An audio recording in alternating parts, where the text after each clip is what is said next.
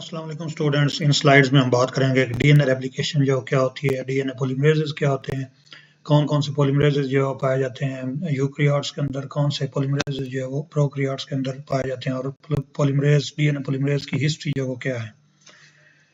तो सबसे पहले बात करेंगे कि डीएनए पॉलीमरेस जो होता क्या है। A problem confronted by the scientist was to understand just how the bases are brought to the double helical DNA template. Although scientists suspected that some enzymes could be involved in this process, the possibility was not proved until 1959 when Arthur Kornberg isolated DNA polymerase from the E. coli and demonstrated its enzymatic activity in vitro. And Arthur Kornberg was given the Nobel Prize for this finding. This enzyme adds deoxyribonucleotides to the 3' end of the growing nucleotide chain using for its template a single strand of the DNA that is exposed by the localized unwinding of the double helical structure. The substrates for the DNA polymerase are the triphosphate forms of the deoxyribonucleotides like deoxyribonucleotides adenine triphosphate, guanine triphosphate, cytosine, or thymidine. The addition of each chain to the growing polymer is accompanied by the removal of 2 of the 3 phosphates in the form of pyrophosphate, PPI. The energy produced by the cleaving this high energy bond and the subsequent hydrolysis of pyrophosphate to 2 inorganic phosphate molecules helps drive the endergonic process of building a DNA polymer.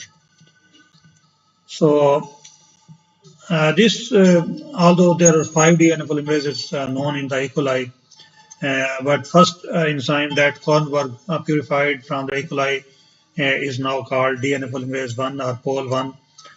This enzyme has 3 activities: a polymerase activity which catalyzes chain growth in the 5' end to 3' end direction along the template DNA, and 3' to 5' end exonuclease activity which removes mismatched bases, and 5' end to 3' end exonuclease activity which degrades single strands of the DNA or RNA.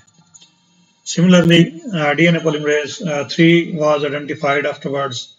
Although POL1 has a role in DNA replication, some scientists suspected that it was not responsible for the majority of the DNA synthesis because of 3 reasons.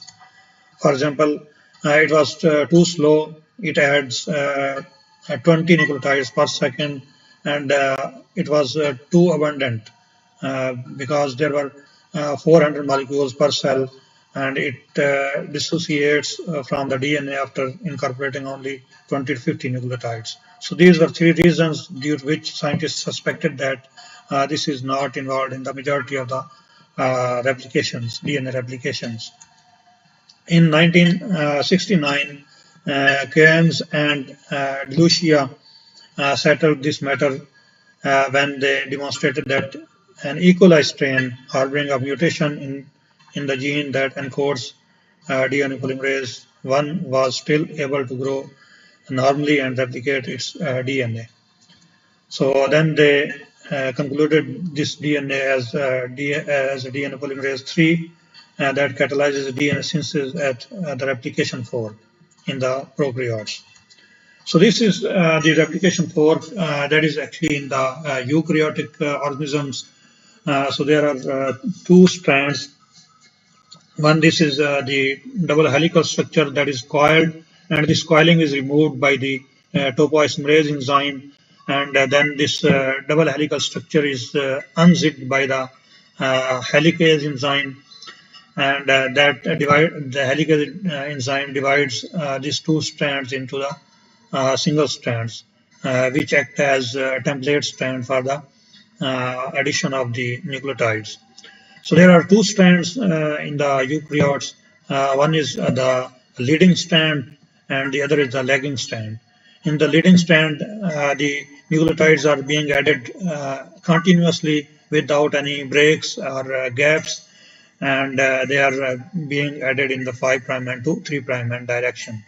Similarly, in case of lagging strand, there are nicks or gaps are produced between the different uh, you know uh, different parts of the lagging strands, and there are different fragments which are made during this process. And there was a Japanese scientist known as Okazaki, and on the name of these Okazaki, these fragments are called Okazaki fragments.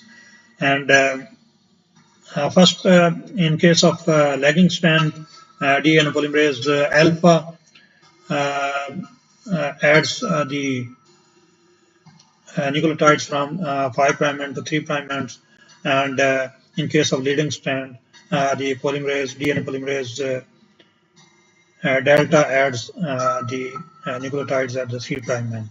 And there are also other polymerases in the eukaryotes like polymerase beta, polymerase gamma, and polymerase epsilon, which are used in the replication. And similarly, this ligase enzyme, that is DNA ligase enzyme, that is involved in the filling of these gaps which are present between the Okazaki fragments. And see, there are different enzymes. If we talk about the enzymology of the DNA replication, topoisomerase release the potential tension between the helical structure. Similarly, helicase enzyme unzip the DNA into two strands, and DNA polymerase alpha and DNA polymerase delta, they are involved in the addition of nucleotides on the 3' end in lagging strand and the leading strand, respectively. DNA ligase fills the gaps between the Okazaki fragments, and DNA primase that adds these DNA RNA primers to the lagging strand. And this is all about the DNA replication in prokaryotes and eukaryotes. I hope you like this video. Thank you very much. Assalamu alaikum.